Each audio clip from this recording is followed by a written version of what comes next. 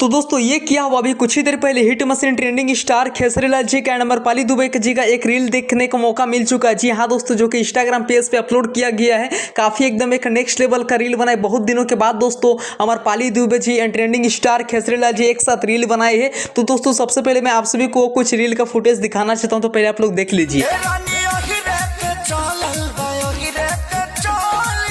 तो दोस्तों अभी आप लोग आई होप देख लिए होंगे जो कि दोस्तों बहुत दिनों के बाद अमरपाली दुबे जी एंड खेसरी लाल जी रील बनाए, जो कि दोस्तों काफ़ी एकदम एक नेक्स्ट लेवल का दिया गया है। और दोस्तों मात्र 41 मिनट में 55,000 से भी ज़्यादा लाइक मिल चुका है। और कमेंट की बात करें तो 3,500 से भी ज़्यादा कमेंट मिल चुका है। और दोस्तों जहाँ तक मुझे लग रहा है कि अहिरान सॉन्ग आने वाला सीजन में बहुत ही बड़ा एक बिगेस्ट एल्बम बनने वाला है। दोस्तों मात्र 4 दिनों के अंदर ये वीडियो में 5 मिलियन से भी ज़्यादा व्यूज़ मिल चुका है, जो कि बहुत ही बड़ी बात है। और दोस्तों अगर आप लोग अभी तक ये रील वीडियो को नहीं देखे तो एक बार जरूर देखिए।